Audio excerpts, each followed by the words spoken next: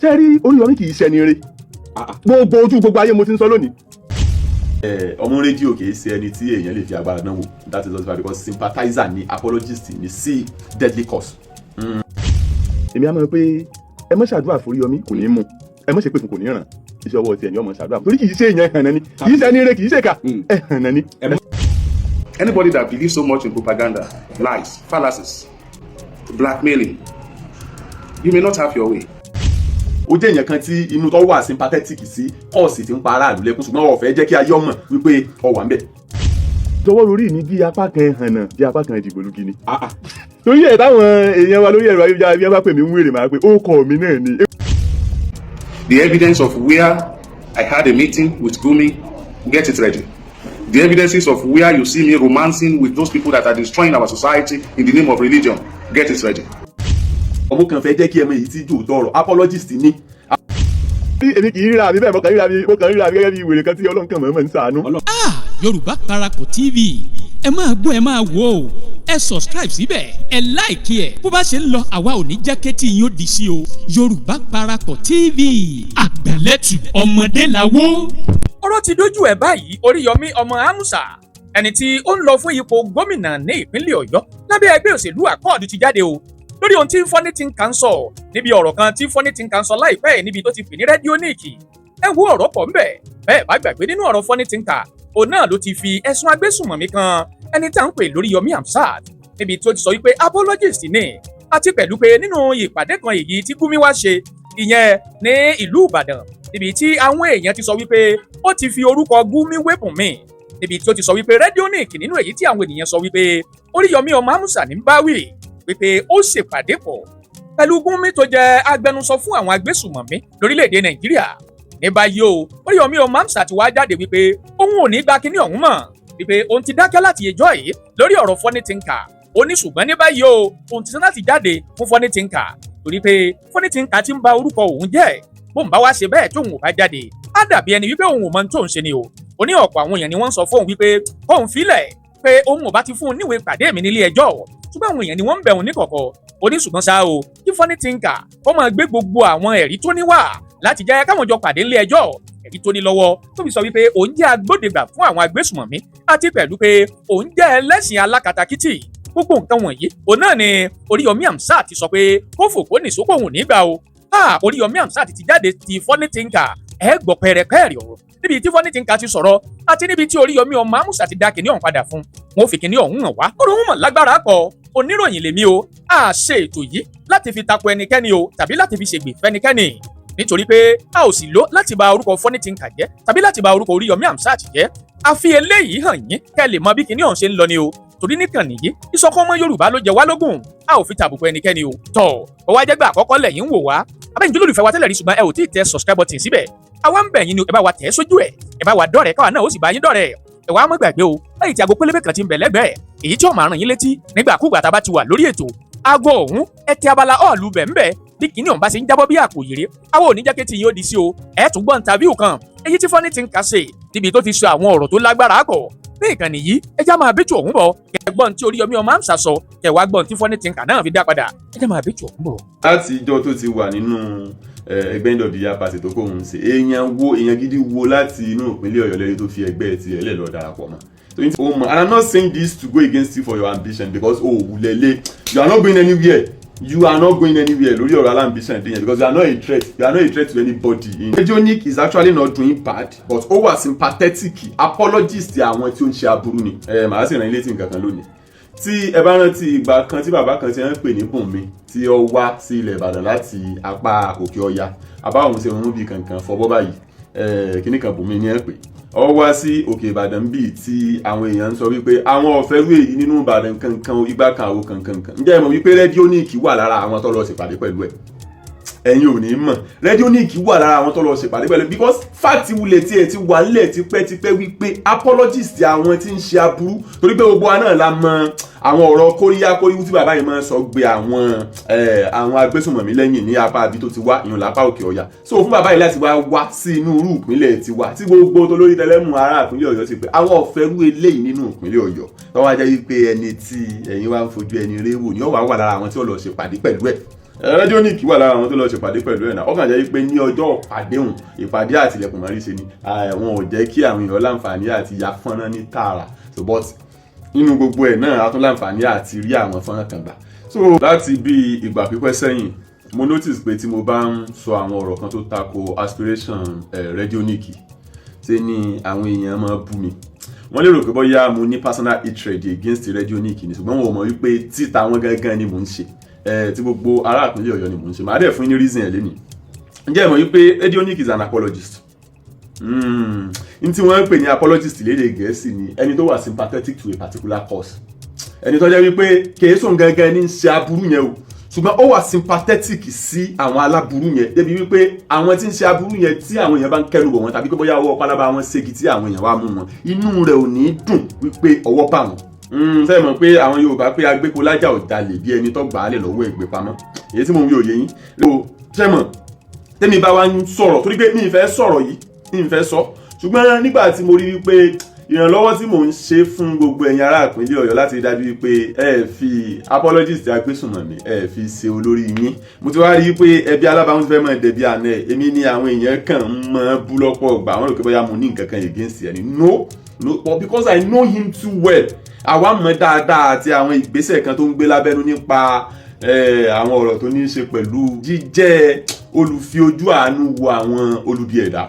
àwọn olubi ẹ̀dá tí wọ́n máa ń fi ẹ̀mí àwọn èèyàn ṣòfò káàkiri àwọn apá abìkan lókè ọ̀yà so he's an apologist to them that is just the fact but reason tí ò jẹ́ kí n mọ tẹnumọ́rọ̀ yìí lójoojúmọ́ ni wípé kó má dàbí ìgbà tó yẹ pé mò ń sọ̀rọ̀ tako nítorí aspiration rẹ̀ tàbí bóyá nítorí ambition rẹ̀ no it's not even a threat it's not a threat kìí ṣe ẹni tó lè dìbò wọlé that's just the fact. níbi tí àwọn kan ti sọ wípé Oriyomi Hamzat ló ń bá wí nínú èyí tó ń ti sọ pé òun ò bá Oriyomi Hamzat wí o wípé Radionic ló ń wí kó ń sí Oriyomi Hamzat ṣé lóòótọ́ la lè sọ wípé Oriyomi Hamzat ló ń bá wí àbí ká sọ wípé ọ̀rọ̀ ló kàn jọra wọn ni ṣùgbọ́n Oriyomi Hamzat sọ pé sofa tí wọ́n ti lè relate ọ̀rọ̀ yìí mọ́ òun ipò nǹkan ló ń bá wí ẹja ṣe àyè tòun ẹ̀tàgò tí ń bẹ̀ lẹ́gbẹ̀ẹ́ torí bí kinní ọ̀hún bá ti ń jábọ́ bí àpò yèrè àníjẹ́ tí yóò di sí o ẹja màbí tòun tẹ̀síwájú.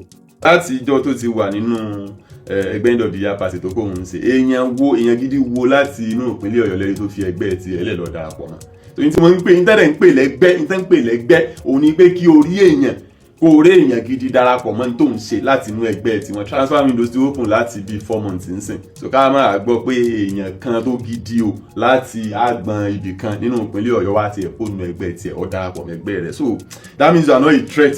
So I'm not saying this means sọ ilé yìí láti tako for his ambition or anything no. ọmọ kan fẹ́ jẹ́ kí ẹ mọ èyí tí jòótọ́ ọ̀rọ̀ apologist ni irúfẹ́ àwọn èèyàn tí máa fi ojú àánú wo àwọn olubi ẹ̀dá òun ni ọmọ rédíò ṣùgbọ́n kò fẹ́ fi hàn báyìí kò fẹ́ fi irú èèyàn tó jẹ́ kò fẹ́ fi hàn báyìí torí pé ọmọ wípé ó lè fẹ́ dàbí nǹkan tí ọ̀pọ̀ àwọn tí wọ́n tiẹ̀ jẹ́ àwọn tí wọ́n nífẹ̀ẹ́ òun tí inú wọn ò ní dùn sí so reason nìyẹn tí ó fi ń gbìyànjú àti fi ra rẹ̀ pamọ́ because tí ó bá rí bẹ́ẹ̀ ni kí ni reason tí ó fi ní láti wà níbì kan tí o sì ní kó kámẹ́rà dání bó ṣe máa ń ṣe tẹ́lẹ̀ kí ni reason tó because ntẹ̀yìn bá ti ń ṣe ní kọ̀ọ̀kan téèyàn ò fẹ́ jẹ́ ká yọ ọmọ pé òun ṣe á jẹ́ pé nǹkan yẹn ò dá nìyẹn náà so you are an apologist so ó wá jẹ́ nǹkan tí ó yanilẹ́nu tó ti ń ṣe ní kàyéfì láti wá rí i pé irú rẹ̀ tí ọ̀pọ̀ ń fi ojú ẹni rẹ̀ wò á wà lára àwọn tí yóò mọ̀ wà sympathetic sí irú course yẹn.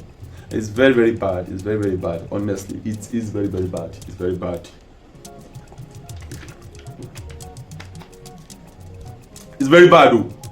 It's very bad, and you will have to change. You have to change. Torí pé nínú gbogbo nǹkan lákọ̀ọ́kọ́ kí nǹkan kan tó wà in existence Ọlọ́run kọ́kọ́ dá wa ká máa gbáyé ni.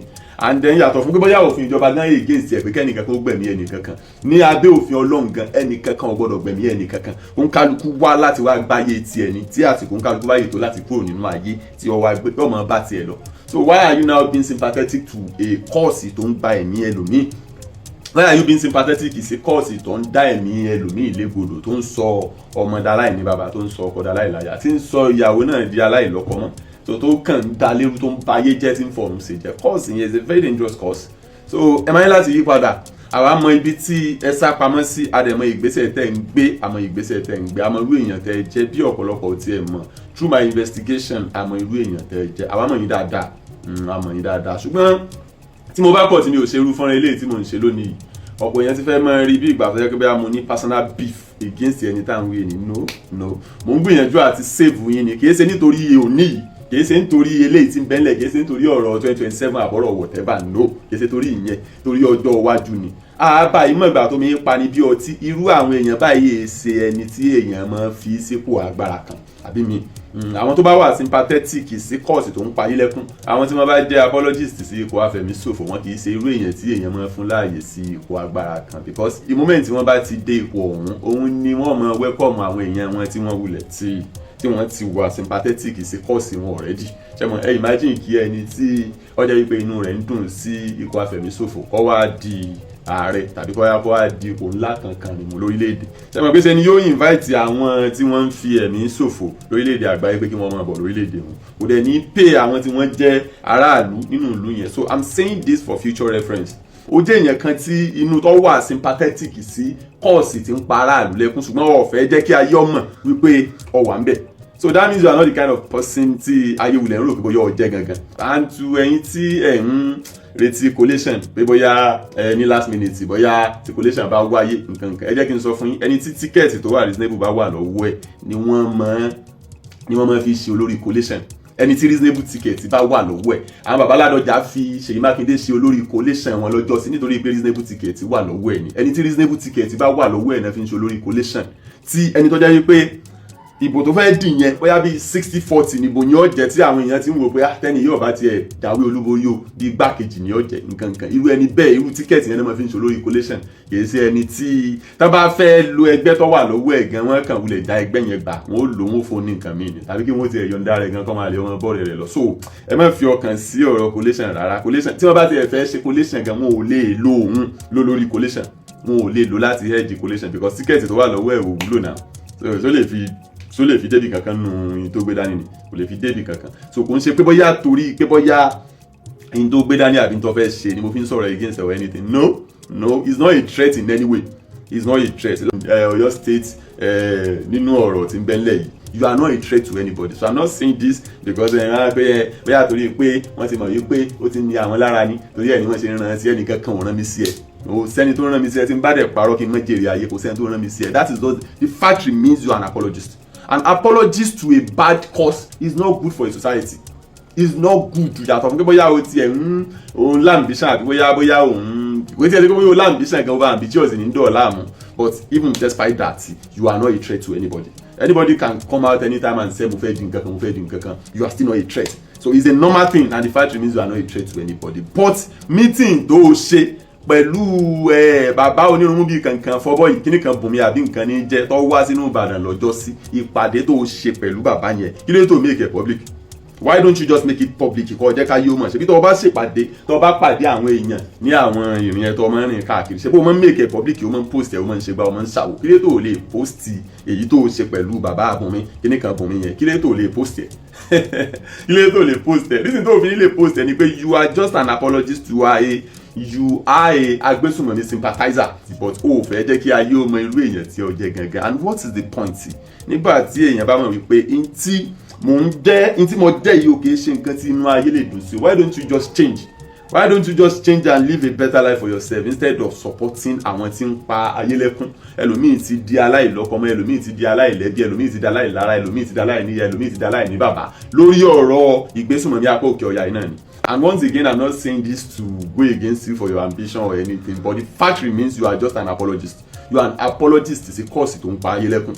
That is the fact. Because for you to have held meeting with someone who is widely known as terrorist sympathizer láti máa hold the meeting pẹ̀lú irú ẹni yẹn and then you now held meeting with that person náà nìyẹn o tiẹ̀ wàá lè ní mind láti lè make it public wípé I went to a particular place mo ṣe meeting o ṣe bí tó o bá meet àwọn èèyàn ṣe bó o máa post ẹ̀ pé I met with someone today kí ló wá dé tó yẹ pé ńgbà tó o meet pẹ̀lú kíní kan bùnmi láti apá ilẹ̀ àríwá tí o ò lè post ẹ̀ pé okay I met with this person earlier today o ò ní lè ṣe now because wọ́n náà mọ̀ you know the kind of person you are. Oh man, and I'm not saying this to go against you for your ambition because you are not going anywhere. Lórí ọ̀rọ̀ ambition thing because you are not a threat to anybody. So why ever pé irú èèyàn yẹn ló máa wá sí ilé tọ̀dọ̀ tí wá ń bí tí a wà bá irú tiẹ̀ nínú irú ìpàdé yẹn. Ó yẹ kó rí bẹ́ẹ̀ ṣùgbọ́n kò jọ mí lójú ṣá àwọn àgbà ti sọ pé ẹni agbójú òkùnlé lọ́pọ̀ ọ̀gbá lè má jẹ ní àgbà. So I'm not really surprised, but ojúṣe tiwa kan ní láti rí dájú pé àwọn tí wọn ò lè dá inú rò tọ́jà wípé ìlànà ibi èròǹrè máa rè ni wọ́n fi ń lò sẹ̀mí ayé, ìlànà gọ́gọ́gọ́ bíi ìtàgùntàn. A gbọ́dọ̀ máa ṣe sensitization fún wọn, ká máa là wọ́n lọ́yẹ̀, ká máa ṣe àyẹ̀wò ọpọlọ fún wọn wípé ibi tẹ́ ń lọ yìí o kìí ṣe ibi tó lè pé yín o, kìí ṣe bí ó lè pé yín o. Though you are not a threat, ẹ rí i pé mo tẹnu mọ́, you are not a threat, you are not a threat. Ipò kẹ́ni gan ò sí nílẹ̀, ipò karùn-ún gan ò sí nílẹ̀, you are not a threat, you are not a threat, that's just the fact. You are not a threat to anybody in this state, you are not a threat. Ṣùgbọ́n despite that náà yí padà, stop being an apologist to àwọn tí ń pa ayé lẹ́kún, stop being an apologist to àwọn tó ń pa ayé lẹ́kún, stop being, what do you stand to gain in that? What do you stand to gain ní ọ̀pọ̀ ti tú ẹ̀mí wọn nù lórí ọ̀rọ̀ tá à ń sọ yìí? Thousands of people ti gbèkúrú jẹ́ lọ́wọ́ ẹbọra lórí ọ̀rọ̀ ìgbésùnmọ̀mí tí ń ṣẹlẹ̀ ní apá òkè ọ̀yà. Apologist ni sí a very very deadly cause. Yes, that is just the fact. And ìwọ náà tó bá dẹ̀ ní àsìkò ṣẹ́rin tí wọ́n bá pè ní òótọ́ èèyàn máa ń mú nínú àsìkò èèyàn láti ṣèwádìí ni. Ìwọ náà ṣèwádìí wa rí pé òótọ́ ní nǹkan tí mò ń sọ. It's just an apologist. It's an apologist, is a sympathizer to ikọ̀ afẹ̀míṣòfò. Bóyá jẹ́ nìyẹn. So kò ń ṣerú èèyàn tí èèyàn máa ń fún ní ààyè láti dé ipò àṣẹ tàbí ipò agbára kan. Mi wá mọ reason tó fi ń ṣe o, mi ìmọ̀ ìdí tó fi ń ṣerú ẹ̀, because n tí ọ̀dà ní ọmọ ẹ̀jẹ̀ tó ìdílé ẹ̀kú ti jìnnà. Báwo ni mo ṣe máa ṣe ìpàdé àtìlẹ́kùn mọ́rí ṣe pẹ̀lú ẹni tí gbogbo ìlú mọ̀ wípé ọ̀rọ̀ kóríyá ni òun máa ń sọ láti fi gbé àwọn tí ń fi ẹ̀mí àwọn èèyàn ṣòfò láti fi gbé lẹ́yìn. So báwo mo ṣe máa ṣe meeting pẹ̀lú irú èèyàn bẹ́ẹ̀? Báwo ni mo fẹ́ máa ṣe meeting pẹ̀lú irú èèyàn bẹ́ẹ̀? And then tí wọ́n bá dẹ̀ pè ẹ́ ní public figure, tí wọ́n bá ń pè ẹ́ lẹ́ni rẹ̀, o gbọ́dọ̀ ní tí wọ́n gan fúnra rẹ̀ bá ti mọ̀ wípé ayé ò gbọ́dọ̀ bá ẹ níbẹ̀, kò yẹ kó máa ṣe. Mo ń sọ eléyìí fún kọ́kàn wà nílẹ̀ fọjọ́ iwájú ẹ̀ lè kọ́ máa burú mọ́ kùwé tiẹ̀. So mo ń sọ eléyìí kọ́ wà nílẹ̀ ni. Ọmọ rédíò kìí ṣe ẹni tí èèyàn lè fi agbára dán wò. That is just right, because sympathizer ni, apologist ni sí deadly cause. Òwe bá jòwe ní ṣe làámọ̀. Oriyomi Hamzat sọ pé òwe tí wọ́n pa yí òwe tòun ni o. Ọwọ́ àti sọ fún Funny Thinker wípé kó máa múra lẹ̀. Gbogbo ẹ̀rí tó ṣègbè fún ìyẹn Funny Thinker, òun náà ni kó mú lọ́wọ́ káwọn fi jọ pàdé ilé ẹjọ́ o. Ó lóun ò ní gbà mọ́. Máa bò ń lórúkọ jẹ́ ó lóun ò ní gbà. Ẹjá gbọ́n tí Oriyomi ọmọ Amusa táwọn èèyàn sọ pé Oriyomi Hamzat ti sọ. Ẹjá gbọ́n tó sọ lórí ọ̀rọ̀ ọ̀hún níbi tó sọ wípé kó fòkó nìṣó kóun ò ní gbà mọ́. Wípé èyí tó ṣe yìí ó ló tó gẹ́. Wípé kó má bò ń lórúkọ jẹ́ o. Orúkọ tí òun ti ń ṣe é bọ̀ tóun ti ń bí òdìbò díẹ̀díẹ̀ látọ̀pọ̀lọpọ̀ ọdún sẹ́yìn. Wípé ọ̀pọ̀lọpọ̀ kó mọ̀ ṣẹ́gìrì sóun lára o. Ó ní pé Funny Thinker kó má bò ń lórúkọ jẹ́. Bó tilẹ̀ ṣe pé inú ọ̀rọ̀ tiẹ̀ náà kò dárúkọ ẹ. Ṣùgbọ́n ṣá o, àwọn tí wọ́n mọ̀ dí ọ̀rọ̀ tí Yorùbá yé dáadáa ti sọ wípé Funny Thinker ló ń bá wí. Nígbà táwọn kan náà sọ pé Funny Thinker o, Oriyomi Hamzat ló ń bá wí. Ẹ já gbọ́n torí Oriyomi ọmọ Amusa sọ. The evidences of where I fought Christians, the evidences of where I fought the traditional believers, please get those evidences ready. I am not going to take it easy, and I'm not going to look aside on this. Take me up for what I have done. I hate people lie. Meanings. That strength you want to use to appeal to me, I want you to use those strengths now to appeal to them. To get their evidences ready. The evidence of where I had a meeting with Gumi, get it ready. The evidences of where you see me romancing with those people that are destroying our society in the name of religion, get it ready. The evidences of where you see Oriyomi Hamzat, and you can prove it beyond reasonable doubt that he is a fanatist, please get it ready. And you are saying it as if you are saying the truth. Get your evidences ready. I'm not arguing with you. I am talking to the people, the people that has the power, the strength, that has the control of the law, that they can call Oriyomi Hamzat. Look, Oriyomi, you have to drop this.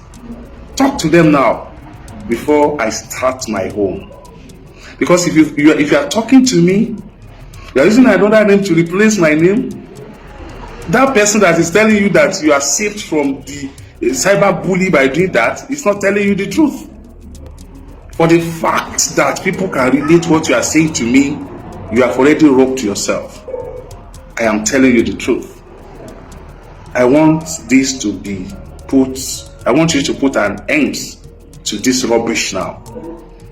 I want you to put a stop to this rubbish now, because there is limits to how I can look aside when you are tampering with the reputation I have built with very hardworking, persistent, tolerant. Ẹ ò bá gbàgbé nínú ìfọ̀rọ̀wánilẹ́nuwò kan èyí tí wọ́n pe Funny Thinker sí níbi tí wọ́n ti ń fọ̀rọ̀ wá lẹ́nu wò òun náà ló ti tẹnpẹlẹ mọ́ wípé àníṣe ẹni tá à ń pè ní rédíóníìkì ó tiẹ̀ wá tiẹ̀ dárúkọ Oríyọmí ọmọ Àmsà gbáyàgbà àyà ń bẹ̀ ni ẹja gbọ́n tó sọ ń bẹ̀ níbi tó ti pe Oríyọmí Àmsàt ní ẹ̀hànà àti àwọn orúkọ míì tó pọ̀ nínú èyí tó pe Àmsàt. ẹ kú mọ̀ pé wọ́n sọ ṣe é pa mí ni ẹ gbá mi nínú igbó tẹ́ ẹ rojú kókó ẹ jẹ́wọ́ bẹ́ẹ̀ kò ń lálàá tẹ́ ẹ wá rùn kí ẹ jọ. ti jẹnu ẹ bá pè mí lágbóhùnsáfẹ́fẹ́ tí wọ́n jẹ́ kí owó kọ̀ọ̀hún kó kún owó kọ̀. ṣé ẹ ti ṣètò rí lórí rédíò? bàbá mi náà ló fún láǹfààní rẹ̀ o mo ṣerú ẹ̀ rí o. ẹ létò tẹ́ ń ṣe lórí rédíò. lọ́wọ́lọ́wọ́ báyìí n ò létò ṣùgbọ́n wọ́n fún láǹfààní rẹ̀ ń jọ sí eléyìí tí mo fayọ̀ fọ́ tí mo yẹ pákàmọ́ra yìí jẹ́ bẹ́ẹ̀. ẹ fayọ̀ fọ́. kì í ṣe pé mo mọ̀ọ́mọ̀ fayọ̀ fọ́ wọ́n bá ń wí ni. wọ́n tì yín fayọ̀ fọ́. kì í ṣe pé wọ́n tì mí. wọ́n dì yín fayọ̀ fọ́. bí ìgbẹ́ wọn bá dìyàn ẹ ṣeun.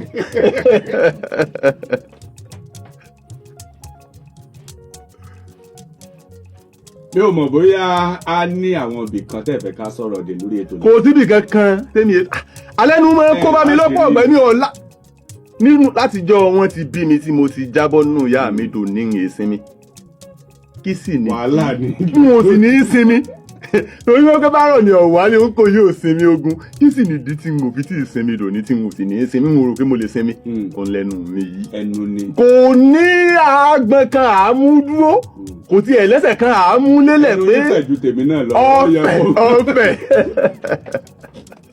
ṣé rí Oríyọmí kì í ṣẹni re gbogbo ojú gbogbo ayé mo ti ń sọ lónìí ìṣọwọ́ orí mi bí apá kan hànà bí apá kan ìdìgbòlugi ni.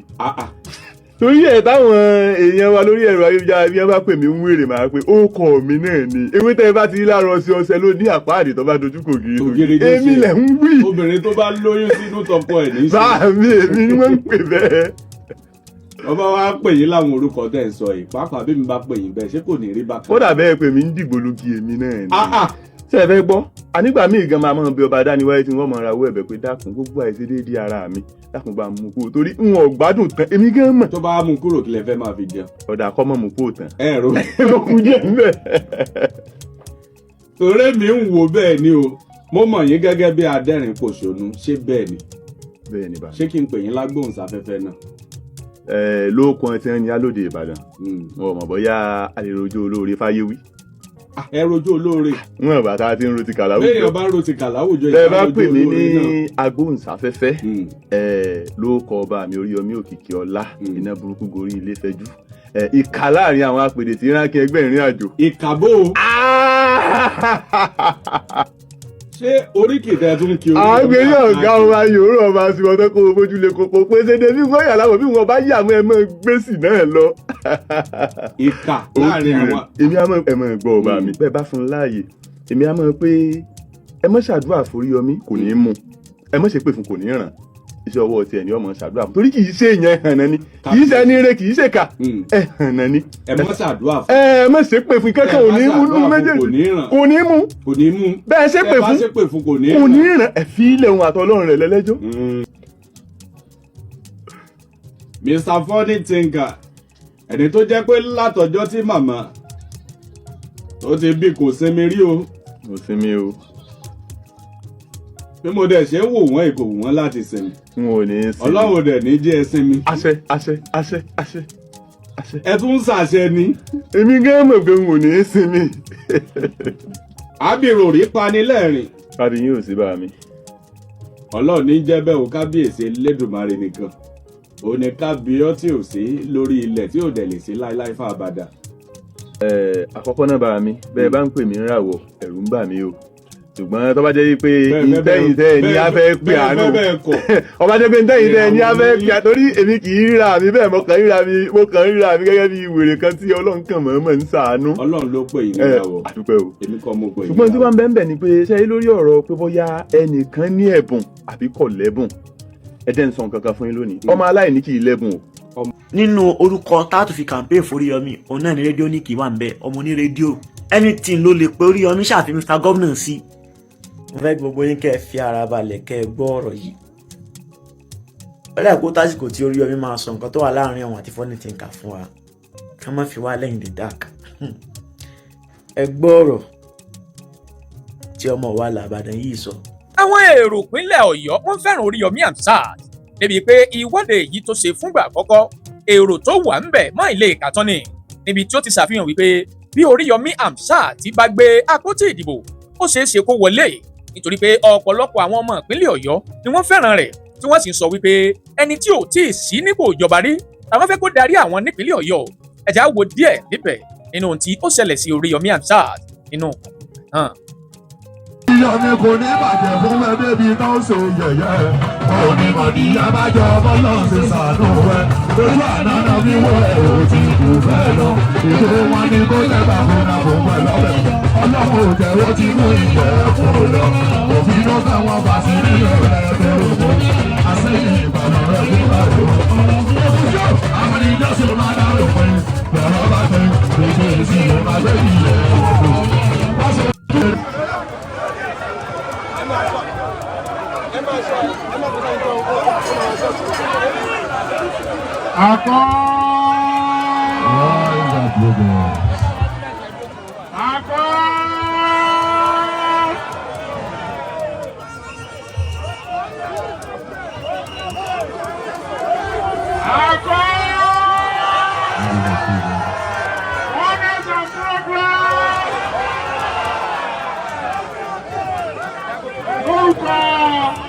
the National Secretary,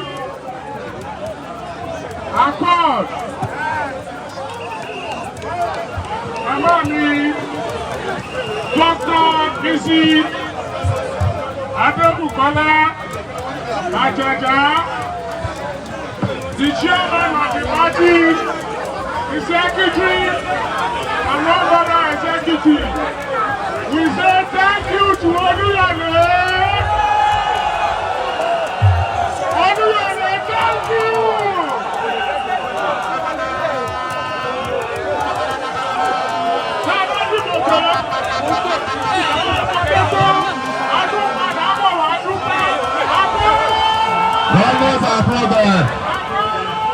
Oriyomi lọ́fẹ̀ẹ́, Oriyomi láyọ̀, ní gómìnà ìpínlẹ̀ Ọ̀yọ́ òwe wí fún wa.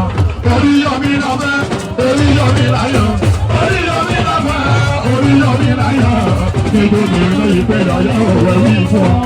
Ẹ̀sọ̀ fẹ́ràn alẹ́, ẹ̀sọ̀ fẹ́ràn lọ́jà o. Ẹ̀sọ̀ fẹ́ràn alẹ́, ẹ̀sọ̀ fẹ́ràn lọ́jà o. Oriyomi ní ìpínlẹ̀ Ọ̀yọ́ òwe wí. Jẹ́jẹ́ Oriyomi láyọ̀, jẹ́jẹ́ Oriyomi láyọ̀ wá. Oriyomi lọ́pẹ̀ wá nínú ìran ìpínlẹ̀ Ọ̀yọ́ òwe wí. Ẹ̀sọ̀ fẹ́ràn alẹ́, ẹ̀sọ̀ fẹ́ràn lọ́jà o. I don't want to believe that everybody will love me. I'm not that stupid. I am not that stupid. But I want to convince you that I will have my people while I will have the people against me. My dear brothers and sisters, if you look at the topic of this particular talk, get your evidence ready. You cannot blackmail me religiously. I am a Muslim by religion. That's the religion I choose. Of nobody can change me from being a Muslim, and you can never crucify me for choosing my religion. Religion is a personal thing. And I can never crucify anybody or fight anybody that chooses his or her own religion.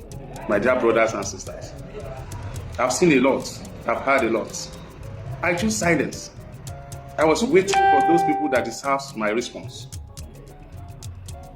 But I took up this particular one because the message is not for those people that have chosen the job of blackmailing me as a priority, but it's for those that will come on here, that will call my phone, that will knock the door of my office and say, Oriyomi, leave them, release them, look aside, withdraw the case. Please, talk to them now before the time comes. If I choose not to answer you that time, do not call me names. That strength you want to use to appeal to me, I want you to use those strengths now to appeal to them, to get their evidences ready. Ṣùgbọ́n lẹ́ni, nǹkan tí mo wá fún, òun náà ni ìkìlọ̀ ìgbẹ̀yìn. Fáwọn kan lọ́rọ̀ sí. Ìkìlọ̀ ìgbẹ̀yìn fáwọn kan lọ́rọ̀ sí. Ṣé rí òṣèlú lóòótọ́ wọ́n ní dirty game ni. I don't want to disagree totally. But I want to tell you emphatically that it is not business as usual. Come 2027, anybody that believes so much in propaganda, lies, fallacies, blackmailing, you may not have your way. The instruments for such atrocities may find their way behind the bar, while the real game players will be on the field to play the game, and while the real men will contest and the winner will be announced. And when the winner is announced at the end of the day, you may still be at the back of the bar, while the person you are trying to fight for won't be able to help or assist you out of the predicament you put yourself. My dear brothers and sisters, the bloggers, Facebook users, TikTok users, the ex-handlers, I want to appeal to us, please. This is coming from the bottom of my heart. I hate taking people up legally, and I don't want to be forced to do that. I am known for what I am for. I've been on the field of broadcasting for years. I've used my profession to save masses. I've used my profession to assist civil servants. I have used my profession to save the vulnerable people in our society. I've used my profession to fight so many battles that I might just look aside. But I took it upon myself and I fought those battles. Not because of political reasons. I never thought of coming into this political stormy water when all those fights came into me. And I decided not to pick my fight because I believe fighting for the vulnerable is serving your Creator. The God that gives you that power wants you to serve Him. And once you are fighting for the less privileged, the vulnerable in society, I believe so much that you are serving that God.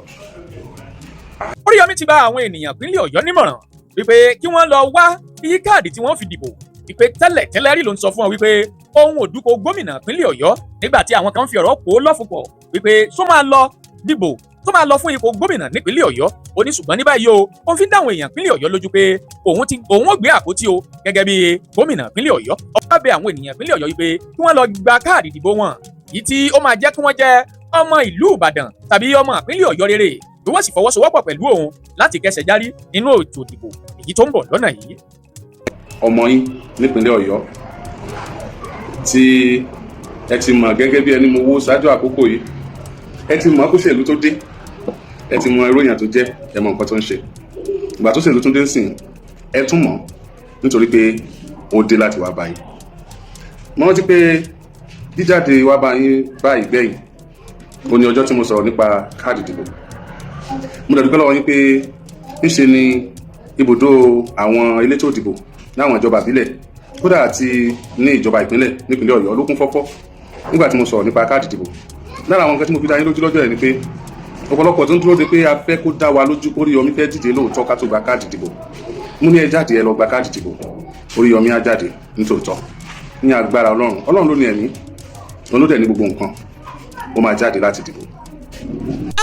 Yorùbá Parapọ̀ TV ẹ máa gbọ́ ẹ máa wò ó, ẹ subscribe síbẹ̀, ẹ like ẹ̀, bó bá ṣe ń lọ àwa ò ní jẹ́ kétí yín ó di sí o.